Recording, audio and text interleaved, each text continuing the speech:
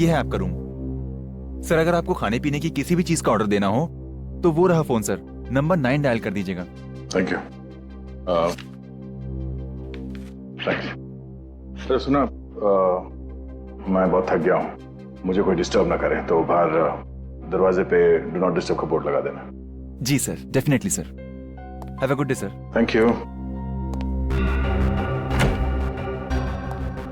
Sir हम लोग हमेशा ऐसा क्यों सोचते हैं कि खून हुआ है? एक्सीडेंट भी तो हो सकता है।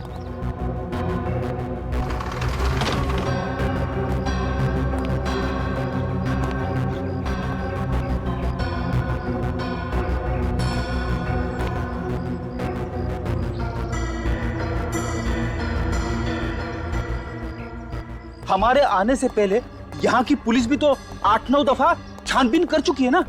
सब लोगों ने कूद के आत्महत्या की है, यही एक जगह मिली आत्महत्या करने के लिए।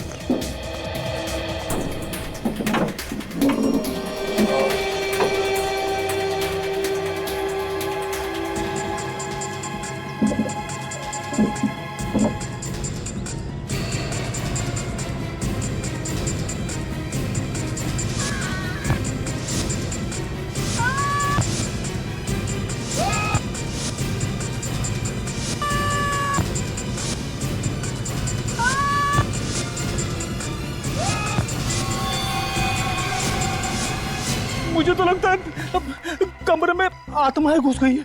फिर भाई सर आत्मा कहती है कुछ जा, आदमी कुछ जाता है। फ्रेडी, अगर मैं थोड़ी देर तुम्हारे साथ और रहा ना, मैं खुद आत्मा बन जाऊंगा। दया, ये क्या कर रहा है? अरे दया, नीचे हटो। दया, दया, नीचे हटो, नीचे हटो। क्या कर रहे हो? होटल वालों को पता नहीं चलना चाहिए कि हम लोग कौन हैं। जल्दी चलो।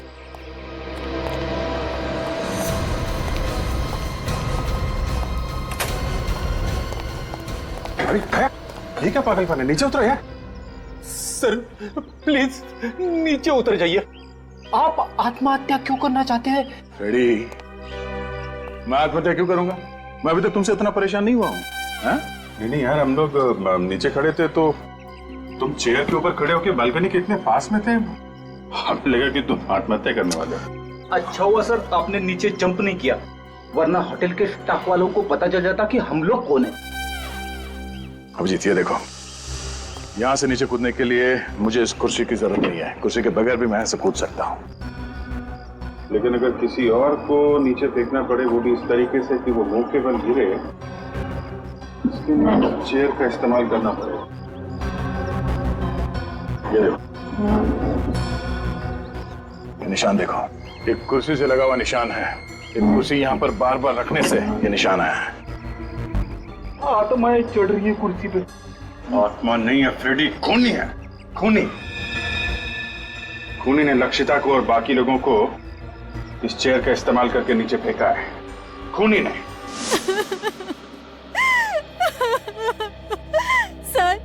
सर प्लीज मेरी मदद कीजिए।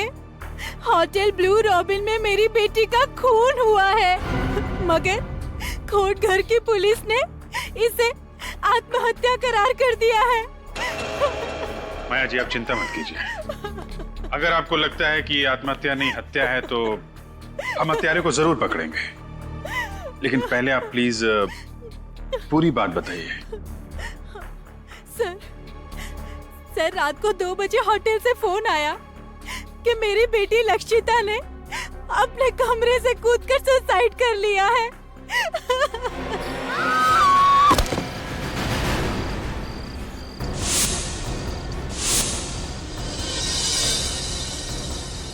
मेरी बेटी ने आत्महत्या नहीं की है, खून हुआ है उसका। देखिए मैम, पोस्टमार्टम की रिपोर्ट के हिसाब से आपकी बेटी का मर्डर नहीं हुआ है, उसने सुसाइड किया है। सुसाइड। जाइए आप यहाँ से। मेहरबानी करके हमारे होटल में तमाशा करना बंद कर दीजिए। वैसे भी बहुत बदनामी हो चुकी है हमारे होटल की। मैंने कहा ना लक्षिता सुसाइड नहीं कर सकती, ये नहीं हो सकता। क्यों नहीं हो सकता मिसेस माया? सब लोग आपसे बार बार कह रहे हैं कि लक्षिता ने अपने होटल के कमरे से कूद के अपनी जान दे दी, फिर भी। सब लोग नहीं, 2 लोग, वो अमन और ईशान।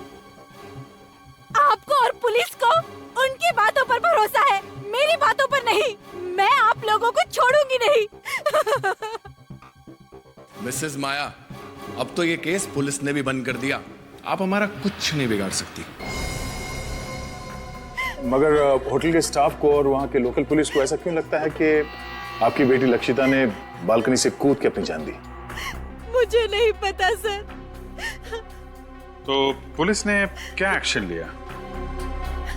सर, पुलिस ने कोई एक्शन नहीं लिया। उनका कहना था कि मेरी बेटी लक्षिता ने आत्महत्या की है, लेकिन मेरा दिल कहता है मेरी बेटी कभी आत्महत्या नहीं कर सकती। रात को 11 बजे उसने मुझसे फोन पे बात भी की। वो बहुत खुश थी सर, वो एकदम ठीक ठाक थी। सर ये देखिए सर, होटल ब्लू रॉबिन में ऐसे और 8 आत्महत्या के केसेस हुए और हर बार कमरा नंबर 303 की बालकनी में से कूद के आत्महत्या की गई है। नहीं सर, सर वो लोग झूठ बोल रहे हैं। उन लोगों ने सच जानने की कोशिश ही नहीं की थी। उन 2 लड़कों से ठीक से पूछताछ भी नहीं की जो मेरी बेटी की मौत के चश्मदीद गवाह थे।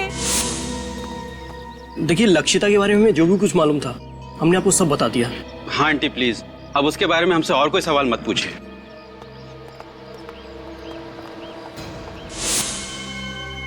सर ये रिपोर्ट देख लीजिए। 4 लड़कियों की मौत हुई है और 4 आदमियों की। सबकी मौत रात 11 बजे से रात 1 बजे के बीच में हुई है और पुलिस को किसी पे शक नहीं। हाँ सर, उनका कहना है कि लक्षिता की तरह बाकी 8 लोगों ने जब कमरा नंबर 303 की बालकनी में से कूद के आत्महत्या की तब कमरे में और कोई नहीं था। पूरा कोटघर उस होटल की बालकनी को भूतिया बालकनी कहता है। अगर उस होटल में ये सब हो क्या रहा है? ये तो पता लगाना पड़ेगा दया। 9 अलग अलग लोगों ने एक ही कमरे की बालकनी से कूद के आत्महत्या क्यों की? आखिर ऐसा है क्या उस बालकनी में? इस कमरे में बहुत बड़ा राज छिपा हुआ है। होटल के स्टाफ को और होटल के मालिक को सब पता होगा ये सब क्यों हो रहा है। जब नीचे रिसेप्शन में मैंने यही कमरा मांगा तो होटल का मालिक रेहांश और बाकी के स्टाफ मेंबर्स का चेहरा एकदम फीका पड़ गया था। हम लोग यहाँ करीब 1 हफ्ते रहेंगे।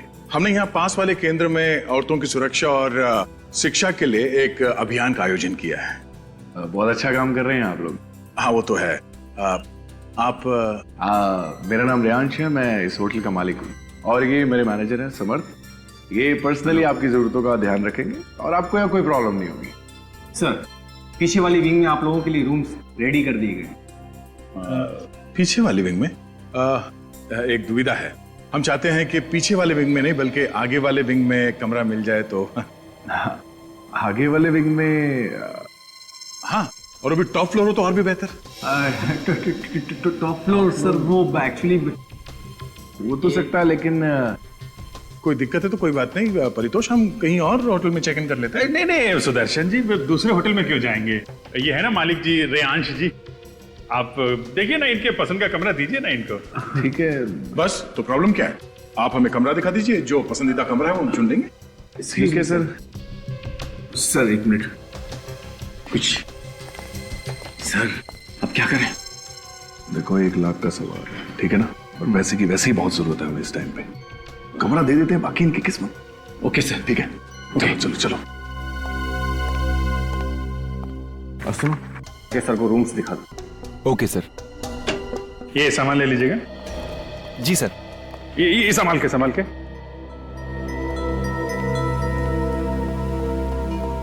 जिस कमरे से आत्महत्याएं हो रही हैं उसके बगल वाला भी कमरा चेक करना पड़ेगा। रेडी, देखिए नीचे का कॉरिडोर चेक कर लो। पूर्वी,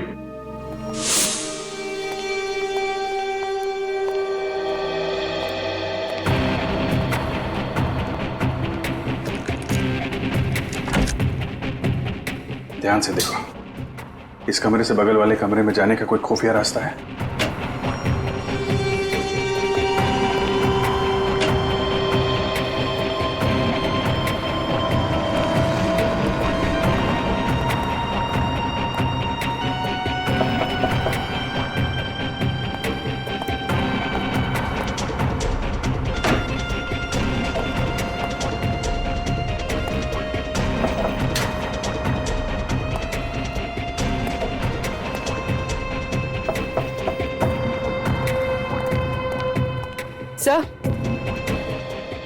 सर ऐसा कोई खुफिया रास्ता तो दिखाई नहीं दे रहा। कोई ना कोई रास्ता तो होगा पूर्वी, हमें नजर नहीं आ रहा है।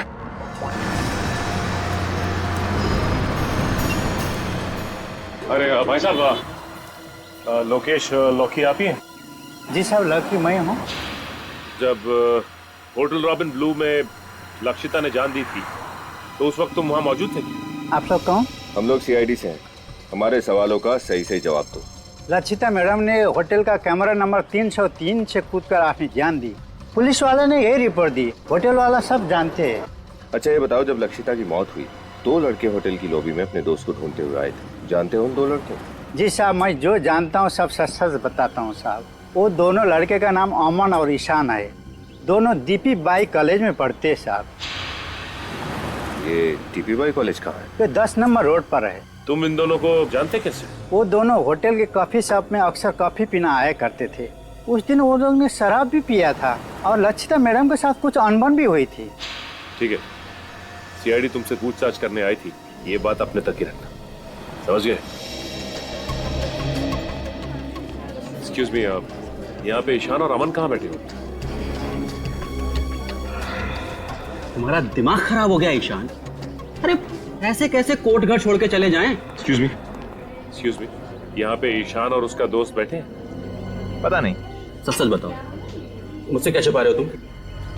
अमन, मैं तुमसे कुछ भी नहीं छुपा रहा हूँ। जो कुछ भी हुआ हमारे सामने हुआ।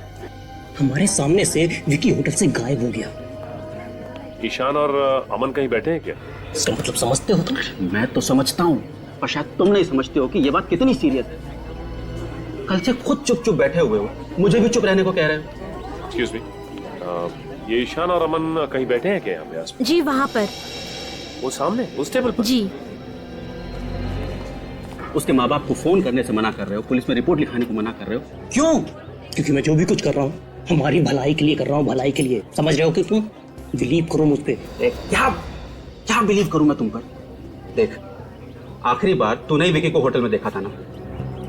कहीं ऐसा तो नहीं कि तुमने ही विकी को? तुम मुझ पे शक कर रहे हो? वैसे शक तो हमें तुम दोनों पे ही है। आप लोग कौन है? हम लोग सीआईडी से, और ये जानना चाहते हैं कि विकी के गायब होने की बात तुमने पुलिस से छुपाई क्यों? सर मुझे कुछ नहीं पता सर। मैं और अमन उस रात विकी का इंतजार करते रहे और जब वो नहीं आया तो हम लोग घर चले गए। ईशान सर विकी के पीछे पीछे होटल के कमरे तक गया था। वैसे किसे क्या डायलॉग बोलना है तुम लोग ने रिहर्स नहीं किया? ये कुछ और बोल रहा है, तुम कुछ और बोल रहे हो। सच सच बताओ कि हुआ क्या था, वरना सबके सामने से तुम्हें घसीटते हुए ले जाएंगे।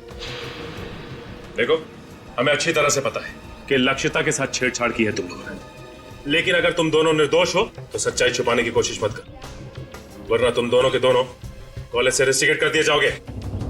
मैं नहीं सर, ये कल रात से कुछ छुपा रहा है सर, मुझे भी नहीं बता रहा है। इसी ने आखिरी बार विकी को देखा था सर। हाँ सर, मैं विकी के पीछे गया था। जब मैं, अमन और विकी उस रात होटल ब्लू रॉबिन पहुंचे तो हम तीनों ने बहुत पी रखी थी सर। लक्षिता वहां पर भीगी हुई हालत में आई और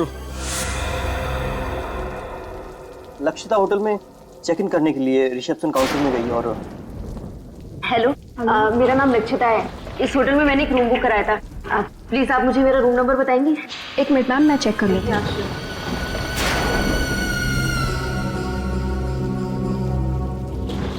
सॉरी मैम, हम वो रूम आपको नहीं दे सकते। मैंने आपके होटल में रूम बुक कराया था। प्लीज आप फिर से देखिए। मैम उस रूम में काम चल रहा है।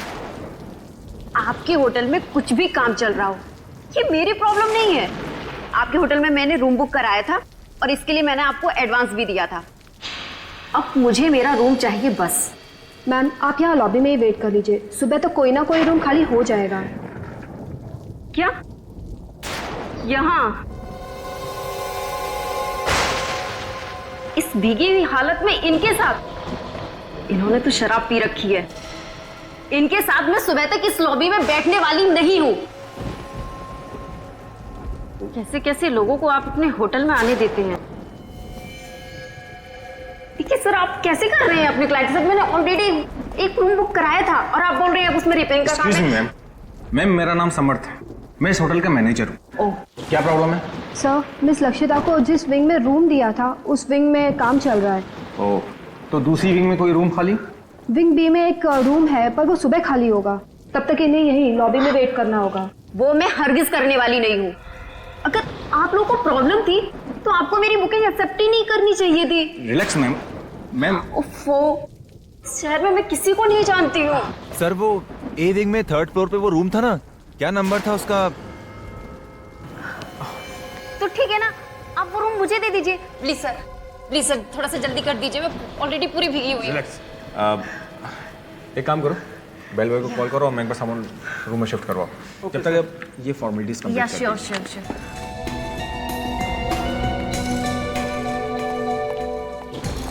303 सामान लेके जाओ। Thank you. और यहाँ विकी मानने को तैयार ही नहीं हो रहा था। उसे बहुत गुस्सा आया था लक्षिता पर। तुम बैठो, मैं देखता हूँ। ये रखिए कहीं को सब बखेड़ा खड़ा ना कर दे। एक मिनट। उसे रोकने के लिए मैं उसके पीछे गया था, मगर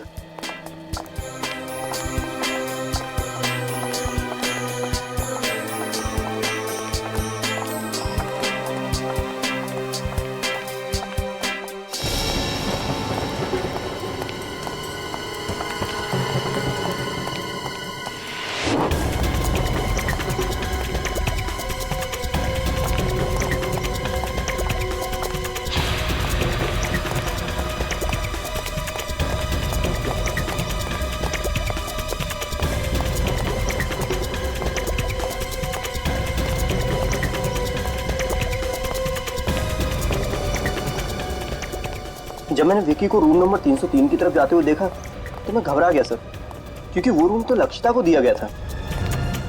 नशे में विकी का गुस्सा काबू में नहीं रहता। मुझे डर था कि कहीं वो लक्षिता को कुछ कर ना दे।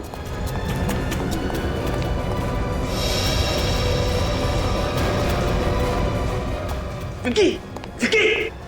आप यहाँ क्या कर रहे हैं? आप तो हमारे होटल के गेस्ट नहीं हैं। आप प्लीज लॉबी में चले जाइए, प्लीज चलिए। होटल के स्टाफ को विकी के बारे में कुछ भी नहीं पता है। बस मन में प्रार्थना करने लगा कि विकी लक्षिता पर हाथ ना उठाए, और चुपचाप वापस लॉबी में आ गया। चलो, बहुत देर हो गया। कहाँ रह गया यार ये? 3 घंटे बीत गए सर। फिर भी जब विकी वापस नहीं आया तो अमन और मैं होटल से चले गए। और क्या करते सर, बारिश भी रुक गई थी। अब होटल लॉबी में बैठने का कोई भी बहाना नहीं था हमारे पास। जिस लड़की से कुछ देर पहले हम लोग झगड़ रहे थे, उसे हमारे सामने दम तोड़ते हुए देखकर हम लोग बौखला गए। डर के मारे हमने ऊपर रूम की तरफ नहीं देखा। समर साहब जल्दी आइए। समर साहब देखिए। Oh my God,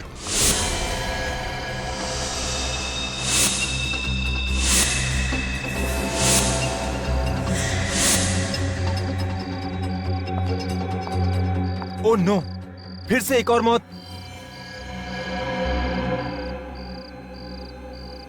miss Lakshita. 303 sir, Riyansh sir को इन्फॉर्म करना होगा। हाँ, रियांश सर को फोन करके उठाओ। और तुम लक्षिता के रूम में जाकर चेक करो, इसका सेल फोन होगा, उसमें इसके घर वालों का फोन नंबर होगा, और इस हादसे के बारे में इसके घर वालों को इन्फॉर्म करो। रूम नंबर 303 की 9वीं दुर्घटना है, फिर से पुलिस को बुलाना पड़ेगा। और उसके बाद अगले दिन हम फिर से विकी को ढूंढने होटल में गए थे सर, लेकिन पुलिस वहां पहले से पूछताछ कर रही थी, और तब तक भी विकी का कुछ पता नहीं चला था।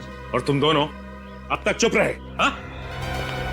हो सकता है कि लक्षिता की मौत की वजह विकी हो।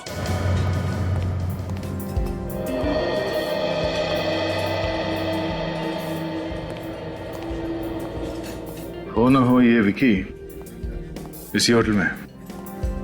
अगर ऐसा है तो होटल के स्टाफ ने कहीं ना कहीं कभी ना कभी तो विक्की को देखा ही होगा ना। अगर ये विक्की मिल गया तो सारी कहानी का पता चल जाएगा। ये भी तो हो सकता है दया, लक्षिता के साथ जो कुछ हुआ हो विक्की ने देख लिया हो सकता है, और यहाँ के स्टाफ ने उसे पकड़ के ठिकाने लगा दिया होगा। चुप, सुन, हमें विक्की को ढूंढना है और हम पर किसी को शक नहीं होना चाहिए, समझे? सर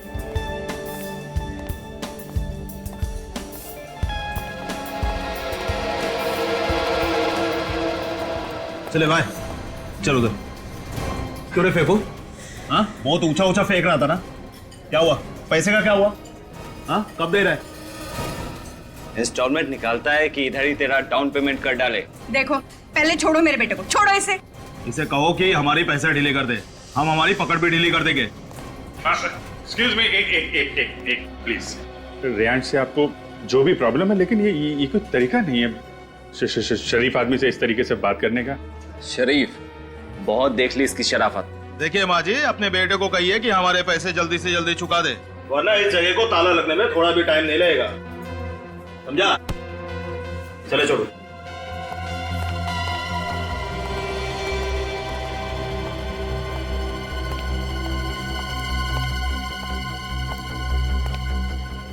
चलो मेरे साथ। ये लगता है आत्महत्या की आड़ में हत्याएं हो रही हैं यहाँ पे। कहीं हत्याओं का संबंध इस बात से तो नहीं कि ये होटल कर्ज में डूबा हुआ है?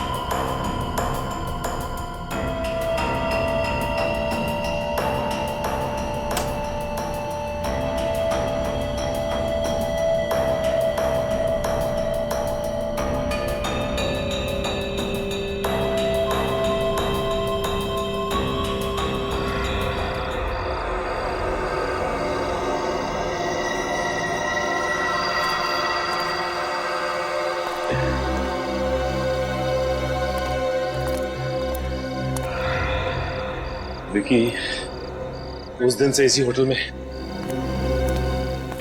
लेकिन होटल वालों को पता ही नहीं। तो ऐसा तो नहीं कि विकी का भी मर्डर हो गया? सर मुझे तो लगता है कि इन्होंने विकी की लाश को इस होटल के बाहर के ठिकाने लगा दिया।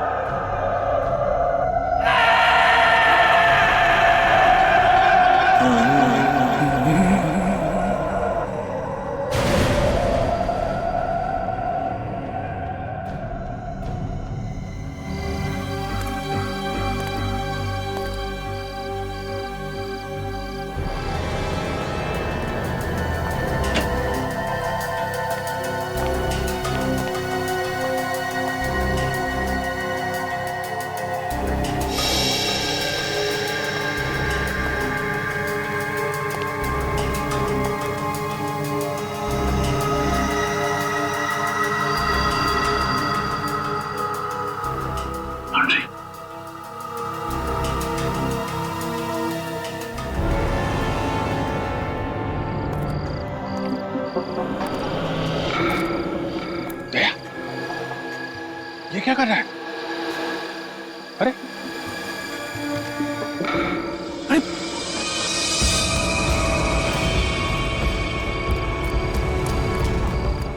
दया,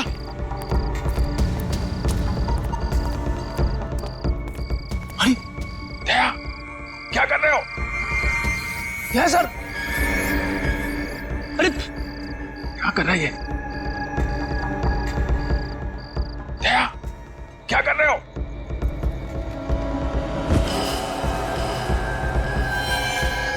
दया, अरे निखिल, क्या हुआ सर? दया के कमरे के मास्टर की दो जल्दी।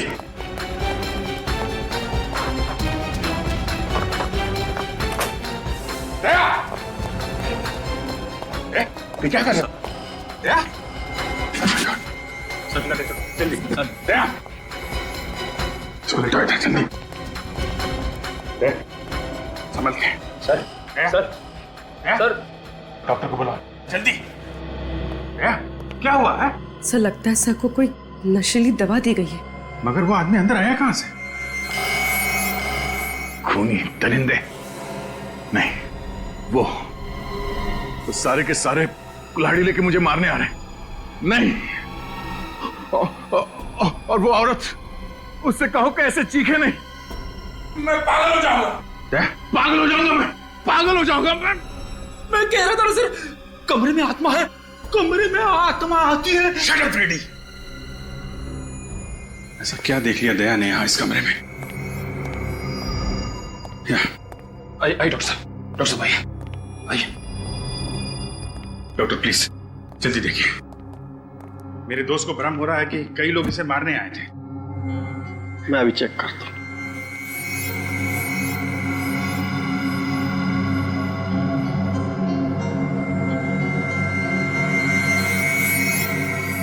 लगता है इन्हें कोई नशीली दवा दी गई है, लेकिन आप लोग चिंता मत कीजिए, मैं एक इंजेक्शन दे देता हूं, थोड़ी देर में बिल्कुल नॉर्मल हो जाएगा।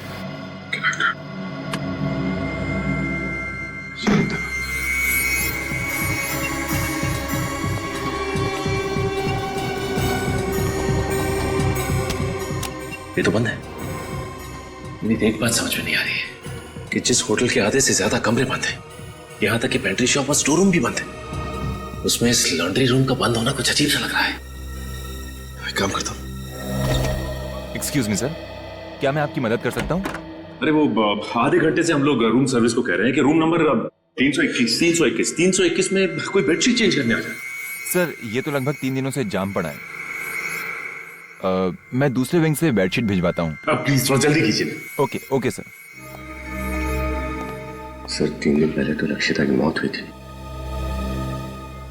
एक काम करते हैं, अंदर चलते हैं, सब पता चल जाएगा। अब कैसा लग रहा है दया तुम्हें? क्या हुआ? तुम सब लोग यहां कैसे? दया तुम नीचे कूदने वाले थे। आई मीन कोई तुम्हें खिड़की से नीचे फेंकने की कोशिश कर रहा था। हम लोगों ने नीचे से देखा और चिल्लाए तो शायद वो आदमी भाग गया, लेकिन हुआ क्या था यहां इस कमरे में? अजीत, मैं इस कमरे में 10:40 में आया और अंदर आके मैंने पहले ये दरवाजा अंदर से बंद किया, फिर उसके बाद मैंने ये लाइट स्विच ऑफ कर दिए और यहां बेड पे लेटा हुआ था कि अचानक मेरा सर घूमने लगा। ऐसे लगा जैसे इस तरफ से बहुत सारे लोग कुल्हाड़ी लेके मुझे मारने आ रहे हैं। उसके बाद शायद मैं बेहोश हो गया। अगर अभिजीत, अगर मैं बेहोश था तो खुद अपने आप उस चेयर पे नहीं चढ़ सकता था। इसका मतलब है कोई और यहां इस कमरे में आया था। हाँ दया, मगर निखिल बाहर पहरे पे था तो आदमी अंदर आया कैसे? और हमारे आने से पहले वो भागा कहां से? दरवाजा तो अंदर से बंद था।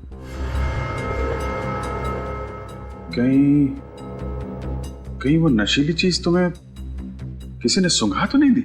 मगर कमरे में तो मैंने किसी भी चीज को नहीं सूंघा था। एक सेकंड, ये जब मैं डिनर करने कमरे से बाहर गया उस वक्त ये मशीन कमरे में तो थी नहीं, और जब वापस आया उसके बाद भी मैंने किसी रूम सर्विस वाले को नहीं बुलाया। तो फिर ये मॉस्किटो रिपेलेंट कमरे के अंदर आया कहां से?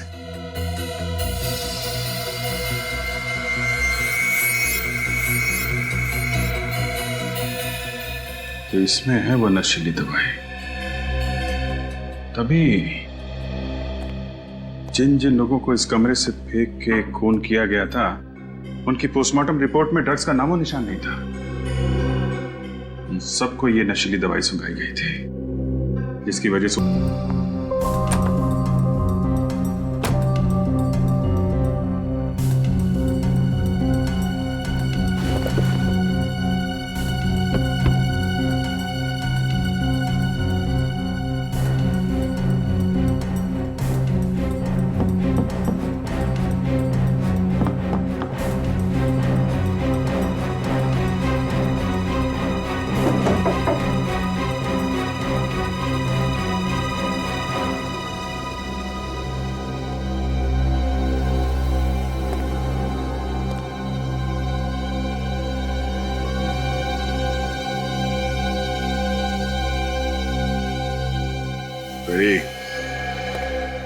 ये देखो प्रोजेक्टर, इसमें है तुम्हारी वो आत्मा। प्रोजेक्टर में आत्मा? हाँ, इसमें वो इमेजेस लोडेड है जो मुझे दीवार पे दिखी थी, और 3D इमेज होने की वजह से मुझे लगा कि वो इमेजेस जिंदा है, जो मेरी तरफ मुझे मारने के लिए आ रही है। सर, ये प्रोजेक्टर रिमोट कंट्रोल के जरिए इस कमरे के बाहर से भी ऑपरेट हो सकता है।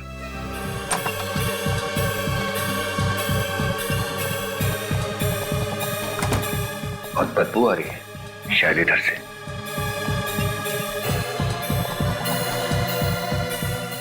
माय गॉड, ये क्या?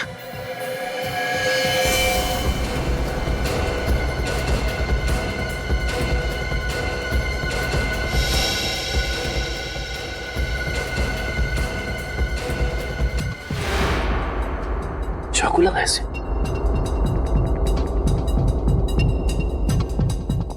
एक काम करो, अभिजीत सर को फोन करो।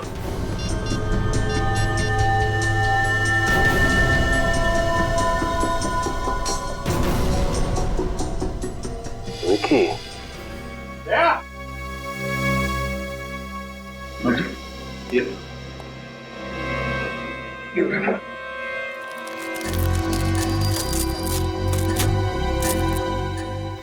ये देखा, ये है वो खुफिया रास्ता है जहां से वो खूनी इस कमरे में आता जाता था।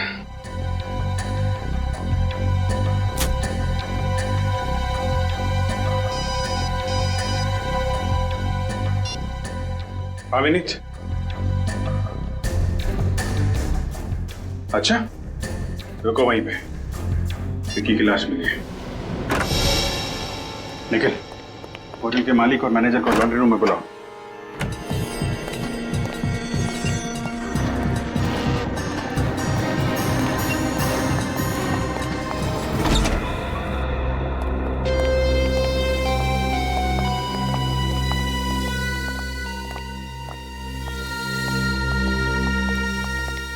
ओह माय गॉड! अरे अरे, कोई पुलिस को बुलाओ यार। रिलैक्स मिस्टर रेयांश, सीआईडी की पूरी टीम है यहाँ पे। सीआईडी? लेकिन आप लोग तो... देखिए, हम लोग ना तो एनजीओ से हैं, ना ही मेरा नाम परितोष है। हम सब लोग सीआईडी से हैं। मगर आप सबने हमसे अपनी पहचान क्यों छुपाई? रूम नंबर 303 में लक्षिता और बाकी के 9 लोगों की मौत हुई है। उसी की तहकीकात करने के लिए हमें अपनी पहचान छुपानी पड़ी। और वो खून कैसे हो रहे हैं, इसका पता लगा लिया हमने। सर, गले पे उंगलियों के निशान है सर, ग्रीस लगा हुआ है। सर, इस ग्रीस की वजह से खूनी के फिंगरप्रिंट्स, ये देखिए, इसके गले पे साफ दिखाई दे रहा है। मतलब जब इस विकी का खून हुआ तब खूनी के हाथ में ग्रीस लगा हुआ था। हो सकता है यहाँ आने से पहले उसकी कार खराब हो गई हो और उसने खुद ही कार रिपेयर करने की कोशिश की हो। क्या उस रात आप में से किसी की या किसी होटल गेस्ट की गाड़ी खराब हुई थी? देखिए, चुप रहने से कोई फायदा नहीं है। खूनी की उंगलियों के निशान विक्की के गर्दन पे छप चुके हैं। आप सबके फिंगरप्रिंट से मैच करके देख सकते हैं हम लोग, समझे आप? सर, कल तो मेरी गाड़ी खराब हुई थी, लेकिन वो मैंने नहीं, केतन ने रिपेयर की थी। सर, केतन ही तो इस रूम का इंचार्ज है और पिछले 2-3 दिनों से इस रूम के लॉक के रिपेयर की बात को टाल रहा था। बुलाओ इस केतन। बुलाओ केतन को। तो वो तो होटल में नहीं है। अच्छा, तो फरार होने की तैयारी में होगा ये। लेकिन सर कोटगढ़ में तो ना ही कोई एयरपोर्ट है और ना ही कोई रेलवे स्टेशन। बस स्टैंड तो है। हाँ सर, बस स्टैंड तो है, लेकिन उससे इस टाइम कोई बस नहीं मिलेगी, क्योंकि कोटगढ़ से सबसे पहली बस सुबह 9:30 बजे ही निकलती है। सुबह 9:30 बजे? और सुबह होने में ज्यादा देर है नहीं।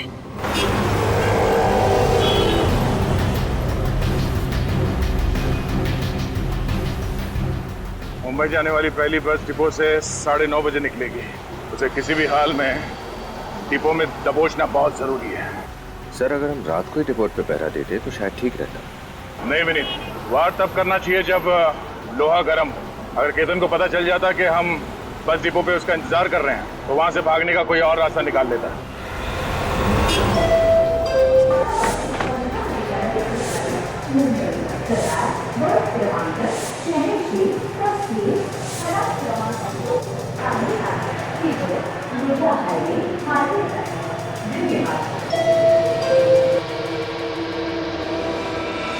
तुम और यहाँ?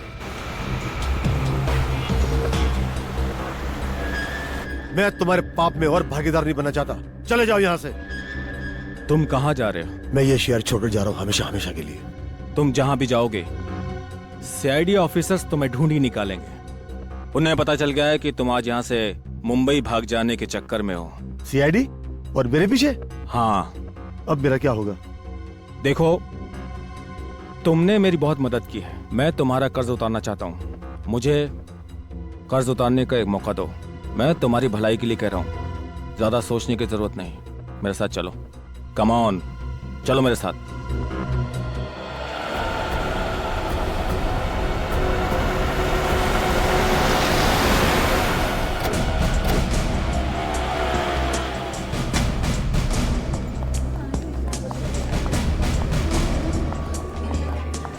एक्सक्यूज मी, आपने ये आदमी को देखा है कहीं?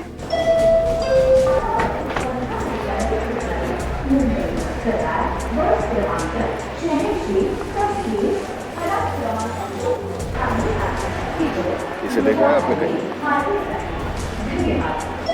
इसको देखा है आपने कहीं?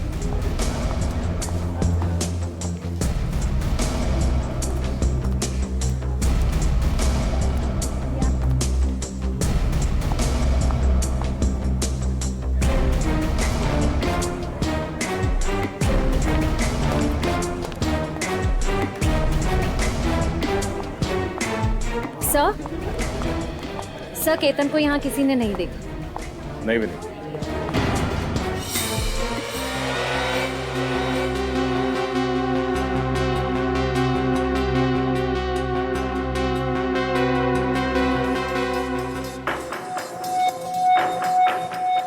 तो मुझे कहाँ ले जा रहे हो? आखिर यहाँ से बचकर भागने का प्लान क्या तुम्हारा?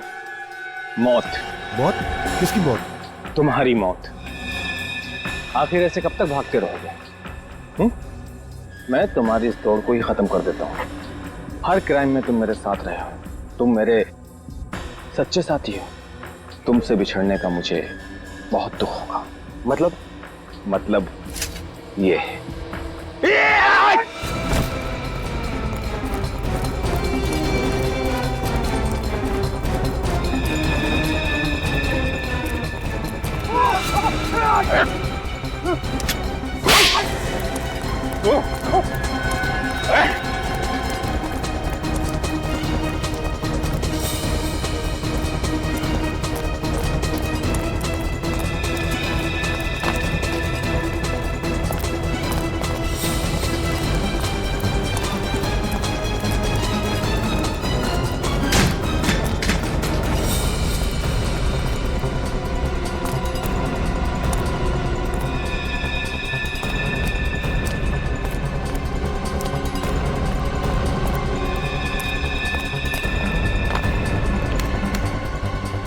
सुबह सुबह जॉगिंग करना सेहत के लिए बहुत अच्छी होती है। कोई शिकायत नहीं मिस्टर समर्थ। मगर अब अगर कोई और होशियारी की तुमने तो जिंदगी भर अपने पैरों पर चल नहीं पाएगा तुम, समझा? सारा समर्थ से बुला रहे सर। सब इसी की अंधेरे में सब कुछ हो रहा है। तो फिर तुमने समर्थ का साथ क्यों दिया? सालत की वजह से।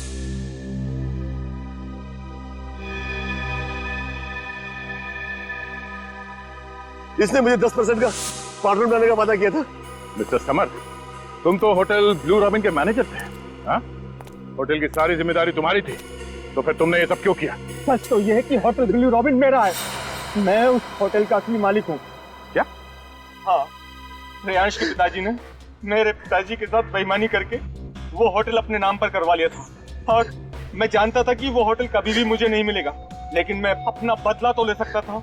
इसीलिए मैनेजर बनकर तुम उसी होटल में नौकरी कर रहे थे? हाँ, होटल का मालिक एक मामूली सा नौकर बन गया था। ये सब करके तुम चाहते क्या थे? मैं चाहता था कि वो होटल बंद हो जाए। जैसे वो होटल मुझसे छीना गया है, वैसे ही रेयांश और उसके परिवार से भी छीना जाए। अब वही होगा। 10 मौत हुई है वहां, 10। अब रेयांश और उसका परिवार वैसे भी कर्जे में डूबा हुआ है, और वो कर्जा चुकाने के लिए अब उस होटल का कब्जा बहुत जल्दी उन्हें छोड़ना पड़ेगा। और विक्की, उसे क्यों मारा तुमने? विक्की हमारा राज जान गया था। मैं उसे मारना नहीं चाहता था, पर किसी गवाह को जिंदा भी नहीं छोड़ सकता था। मुझे तुम पर तरस भी आ रहा है और गुस्सा भी। रेयांश के पिताजी ने तुम्हारा हक छीन लिया, गलत किया, मगर तुम्हें भी कोई हक नहीं है कि अपना बदला लेने के लिए 11 बेकसूर लोगों की हत्या कर दो। बस अपने आखिरी दिन गिनने शुरू कर दो, तुम्हें तो फांसी होके ही रहेगी।